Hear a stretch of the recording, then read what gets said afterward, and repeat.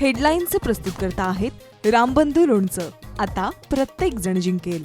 रामबंधू लोणचं. प्रत्येक बरणीवर संधी चार, चारही संधी धमाकेदार. आता रामबंधू लोणच्या सोबत प्रत्येक जण जिंकेल.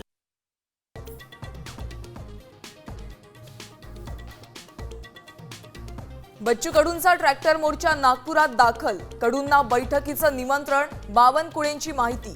मुंबईला बोलावण्यामागे सरकारचा अटकेचा डाव. बच्चू कडूंचा आरोप.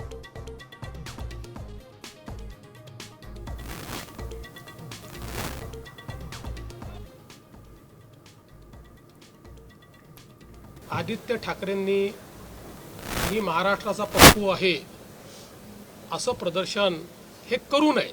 घेतलेत आपण, कारण महिला मतदारांचा प्रकार. आदित्य ठाकरेंनी महाराष्ट्राचा पप्पू असं प्रदर्शन करू नये. मुख्यमंत्री देवेंद्र फडणवीसांचा जोरदार टोला.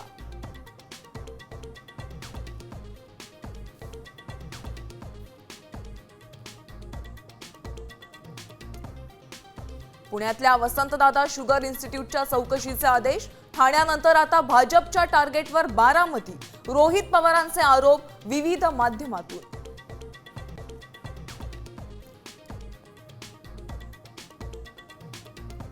पुणे जैन बोर्डिंग प्रकरणी पुढील सुनावणी आता 30 ऑक्टोबरला. गोखले बिल्डर आणि ट्रस्टच्या वतीने प्रतिज्ञापत्र दाखल केलं जाणार.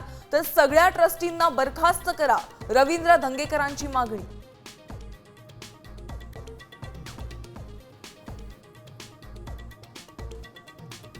केंद्रीय कर्मचाऱ्यांसाठी खुश खबर. 8व्या वेतन आयोगाला केंद्राची मंजुरी. 50 लाख कर्मचारी आणि 45 लाख पेन्शनधारकांना होणार फायदा.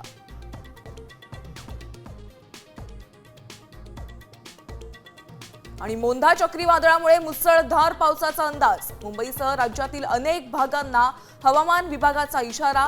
विदर्भाला पुढचे 3 दिवस ऑरेंज अलर्ट.